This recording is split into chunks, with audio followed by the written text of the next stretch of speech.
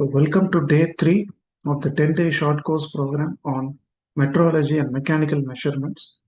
Today, we are going to explore an important area of engineering metrology, linear measuring instruments. Today's session mainly focuses on understanding, applying, and calibrating precision linear measurement instruments used in engineering practice. Our objective is very simple for today's session: learn, measure, and master in all fundamentals of basic metrology measurements.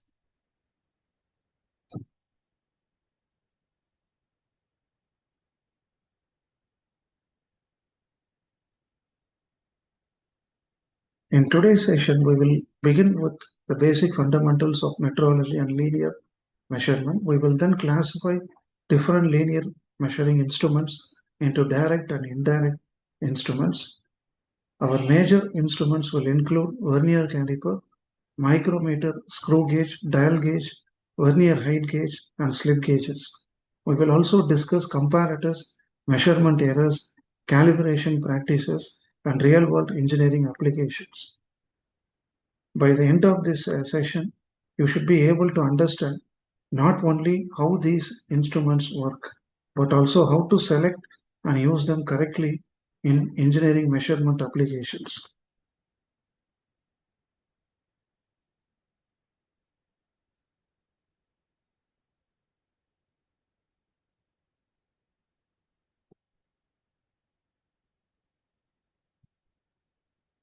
Let us begin with the basic foundation.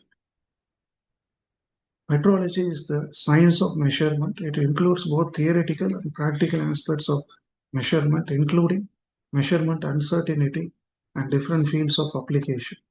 Linear measurement refers to determining the distance between 2 points or measuring a physical dimension such as length, height, depth, diameter, or thickness along a straight line.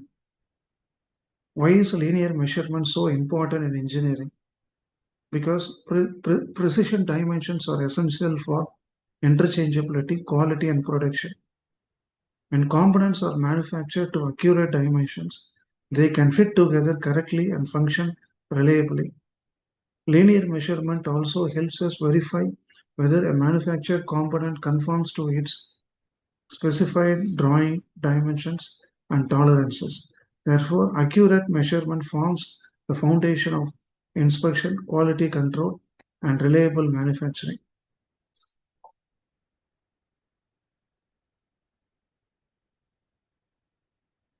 Let us discuss the classification of linear measuring instruments.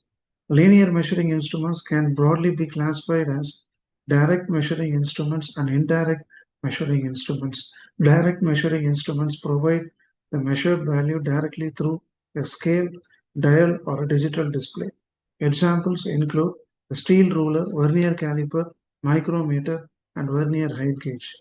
Indirect measuring instruments, on the other hand, compare the workpiece with a known reference standard.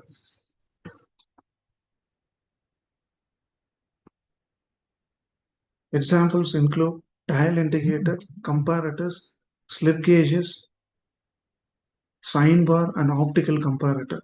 Instruments may also be classified according to their achievable accuracy, ranging from ordinary linear measurement to precision and ultra-precision measurement.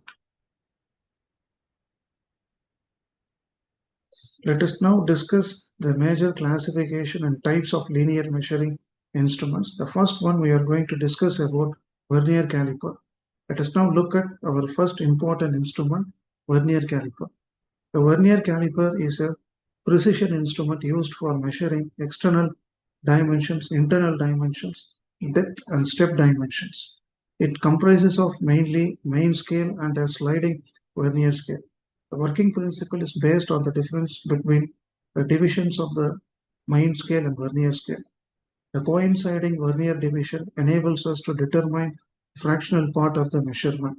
The least count can be calculated using the main scale divisions divided by the number of vernier divisions. For example, when one main scale division is 1 millimeter and there are 50 vernier divisions, the typical least count is 0.02 millimeter. The total reading is obtained by adding the main scale reading to the vernier coincidence multiplied by the least count. Important parts include the main scale, vernier scale, fixed and movable jaws, depth rod, and locking screw. Depending on the design, we have manual vernier caliper, dial caliper, and digital caliper. These instruments are widely used in workshops and inspection applications. Second one is micrometer screw gauge under the classification of linear measuring instrument. Our next important instrument is the micrometer screw gauge. A micrometer works on the principle of converting small rotational movement into a precise linear displacement through a screw thread. When the thimble is rotated, the spindle moves along the precision screw. One complete revolution moves the spindle by an amount equal to the screw pitch. The thimble scale further divides this movement into a smaller increments. The least count is calculated by dividing the screw pitch by the number of divisions on the thimble. Say for example, with a pitch of 0.5 millimeter and 50 divisions, the least count is 0.01 millimeter. The important parts include the anvil, spindle, sleeve, thimble, and ratchet stop. Micrometers are available for outside, inside, and depth measurements. They are particularly useful when high precision measurement of diameter, thickness, or gaps is required. Let us now understand two or more in important measuring instruments under linear measurements: dial gauge and vernier height gauge. A dial gauge is a comparative instrument. It converts small linear movement of a plunger into rotary movement of a pointer through a mechanical mechanism such as a rack and pinion system. A typical dial indicator may have a resolution of 0.01 millimeter. It is commonly used for checking flatness, alignment, runout, squareness, and deviations from a reference. Unlike a direct measuring instrument, a dial gauge generally indicates deviation rather than absolute size. Vernier height gauge is a direct measuring instrument. It comprises of a vertical scale mounted on a heavy base with sliding scriber. It is used for measuring heights and marking vertical dimensions from a reference surface. The height gauge is normally used with a surface plate, and the accuracy of the measurement depends upon the reference surface, base condition, and scriber condition.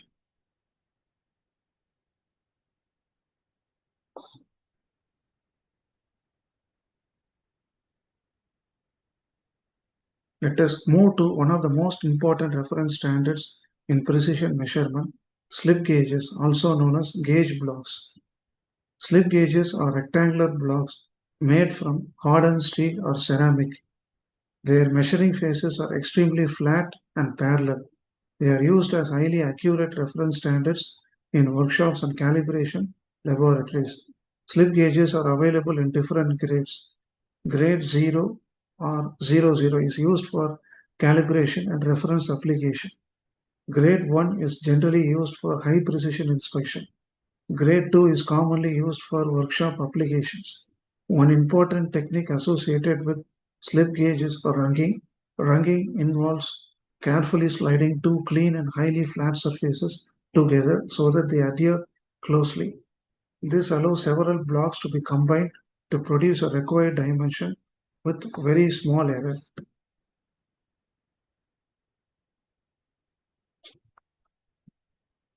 For example, a dimension of 36.895 millimeter can be built using the combination of 1.005, 1.49, 4.4, and 30 millimeter blocks.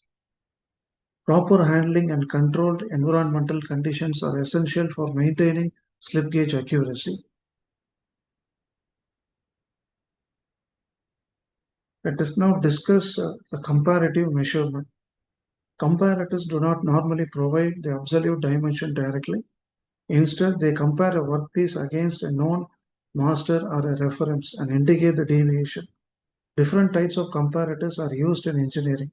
Mechanical comparators use gears or levers to magnify the small deviations. Optical comparators project a magnified image or profile of a component onto a screen. Electrical or electronic comparators such as LVDT based systems convert displacement into an electrical signal. Pneumatic comparators use changes in air pressure or flow and are particularly useful for non-contact and internal bore measurement. Comparative measurement is essentially valuable when very small dimensional variations need to be detected accurately.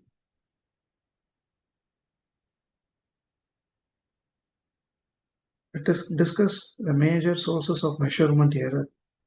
Precision measurement is not only about selecting the right instrument, we must also understand the possible source of measurement error. Environmental errors may result from temperature variation, humidity, and vibration. Incorrect instrument errors may arise from wear, poor calibration, zero error, and incorrect scale reading.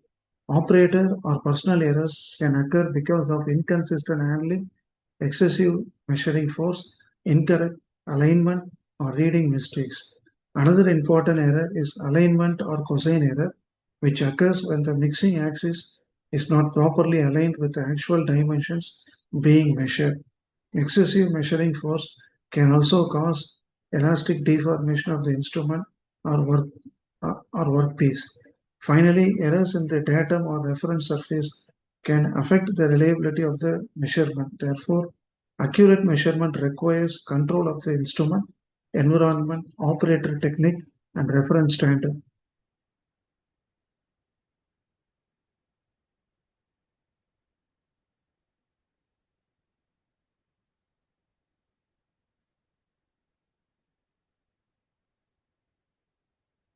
Let us now go through the importance of calibration and best practices. How can we maintain the measurement accuracy? First requirement, performing regular calibration. Measuring instruments should be checked periodically against traceable reference standards such as slip gauges. Precision measurement should preferably be carried out at the reference temperature of 20 degrees Celsius, allowing both the component and instrument to stabilize. Correct handling is equally important. We should apply the recommended measuring force and avoid dropping or damaging precision instruments. Before taking a measurement, always check the zero setting. Instruments should be cleaned, lightly maintained, and stored properly in the protective cases.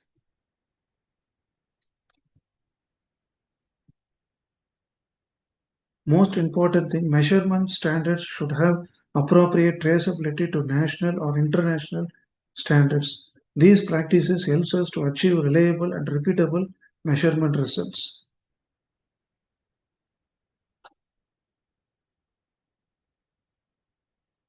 Let us now connect theory with engineering practice. Linear measuring instruments are extensively used in manufacturing and machining for inspecting turned, milled, and grounded components. In quality control and inspection, they help to verify components against drawing dimensions and tolerances.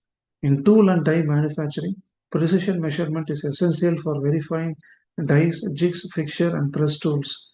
During assembly, measurements help to ensure correct clearance and interference fits.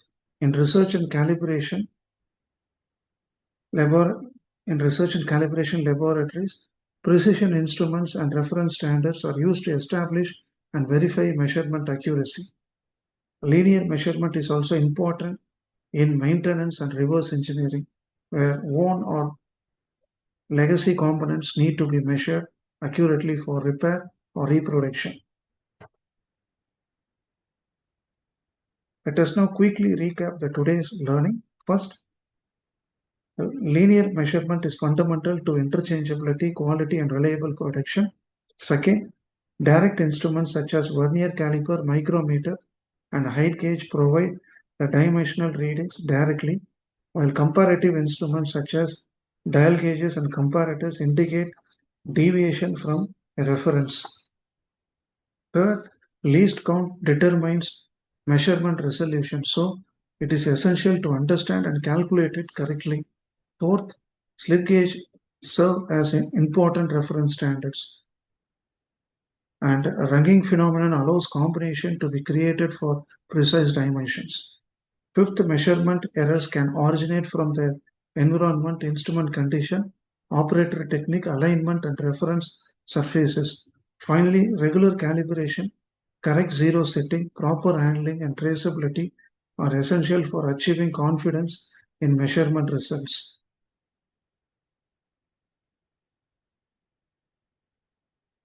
So with this above message, we came to end of day 3, linear measuring instruments in metrology. I hope this session has helped you to develop a clear understanding of the principle, types, working methods, applications, errors, and calibration practices associated with the linear measuring instruments. Developing precision measurement skills is essential for quality engineering, manufacturing excellence, research, and industrial practice. Thank you for joining the today's session, and I look forward to welcome you to the next session of our short course programming.